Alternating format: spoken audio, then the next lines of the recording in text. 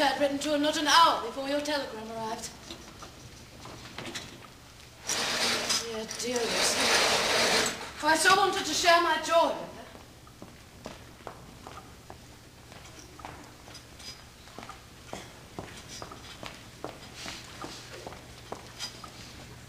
Who could have known she would leave us so quickly? Try, Arthur. Try to find comfort in that she did not suffer long. You know what, Mina? She never lost her beauty. Even in death, she possessed a radiance that would shame an angel. As if only asleep. As if in blissful dreaming. Oh, such dreams we had for one another.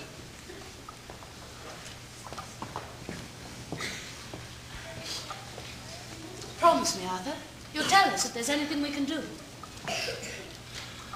I may ask for your gentle company now and again. Often, I hope. Jonathan won't be well enough to return to work for quite a while yet. We'd welcome your companionship to help fill the days. Poor fellow.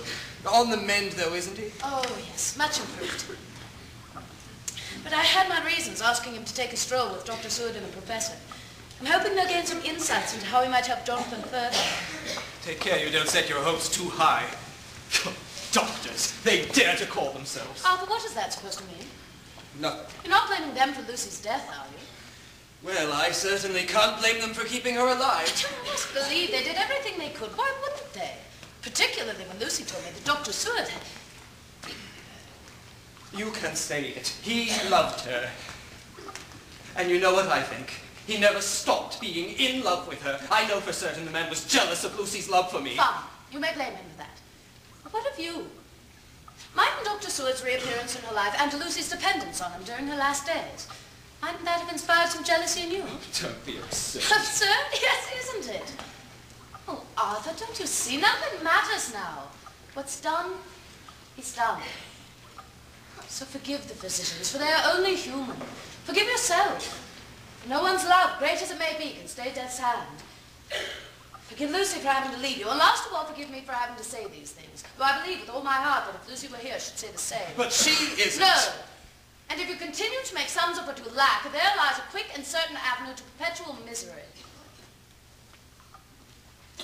Please, Arthur, won't you try instead to think of what you have? Shall I begin? Friends you have, dear friends, and companions in your sorrow. Dr. Seward, foremost. Mina! Where are you? Oh, God, Mina!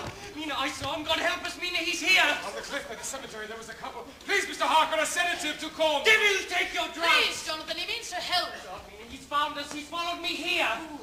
Dracula. Dracula! Counts for precious property. Property? You think it's a property he's got for? People, of course, thousands of people. And us, you and I, Mina. Oh, God, now I see. He didn't follow me. He had this address. He took that letter I wrote to you, and he's brought with him one of his brides. Yes, he has 3 women. Dr. Seward. Yes, there was one woman with the man, but they were quite far away. I tried, God knows I tried to kill him. Jonathan! But I failed. Tonight in the moonlight, I could see the red scar from the shovel's blow there on his forehead. His hair dark, his face young, and his bride. Mr. Harker, I beg you, take this. It will bring sleep. Sleep and be helpless against him? Never! My diary. You may all read my diary. I wrote it down. Every horror of that castle Dracula. Read it and believe me. I believe you. Like hell you do. I believe in hell. Don't humor me. I don't. Dr. Van Helsing, please. Excuse me one moment.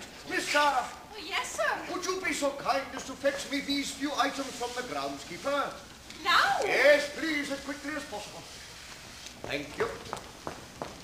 What was in that note? Summon your men with the straitjacket hat. Jonathan! No, Mr. Harker. I have asked her to fetch some lanterns, a wooden stick, a hammer, some cutting. What on earth for? A moment, young sir, and I will tell you another reason why I sent the maid away. My friends, what I have to say to you now must be kept secret amongst us and us alone. Go ahead, Professor. It is not an easy thing, what I have to say. Indeed, I am as troubled as Mr. Harker, for his words have forced me to accept what I felt since the first day of my arrival. Now, a moment ago, I confessed that I believe in hell, and I was in earnest, my friends. But do you? What a ridiculous question. Please, Mr. Hornwood, I ask you this because To believe in hell is to believe in that which has no earthly proof or substance. Things beyond mortal understanding. Mysteries of faith. Do you believe, Mr. Holmes? What has any of this to do with me? It's Harker here who's Answer the question, please. I believe in heaven. I pray that I will be joined with my Lucy in paradise. Therefore, I suppose I also believe in hell, yes. Ah, good. Thank you. Now, what do you imagine hell to be? Not being in heaven? Oh, listen to me. Am I a child at catechism? Bear with me, please. I have need to know what is possible for you to imagine. For soon I must ask you to believe in that which you cannot. In things which every atom of your brains tells you cannot be so. You do believe me? Yes, Jonathan Harker. In my travels, I have heard of this Count Dracula. Incredible stories. Only legends, superstitions, I took them to be.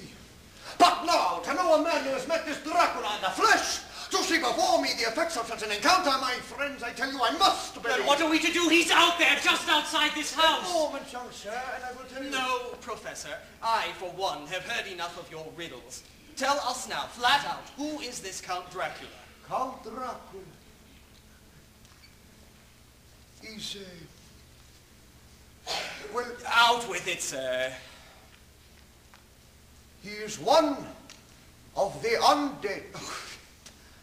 Undead? A vampire. In Eastern Europe, his kind are called Nosferatu. Men and women who do not die, but roam the earth, taking life from the living by the drinking of their blood. Mumbo jumbo. No, sir! And when the victim dies, it does not die in truth. For after 3 days not dead, it also must rise up from the grave as a vampire. Dead, not dead, undead. My dear Professor, I'd say you and Seward have spent a little too much time with your lunatic. Again, I tell you, these are things beyond reason. Oh, that's putting it mildly. No, Professor, I've heard quite enough. I am a man in mourning. I cannot, will not listen to you further, if for no other reason than out of respect for my beloved Lucy's memory. And it is for her sake that you must listen. If I could spare you, any of you, the grief far greater than you know already, God above knows I would. But alas, this night we must begin a journey along a far more painful path. Else, later and forever, that innocent girl we love must suffer eternal hell. Take care what you say about my wife, sir. Professor, are you telling us the loss of blood? This the third night since her death? Mean it was not one of Dracula's brides I Professor, saw. you wouldn't dare. I must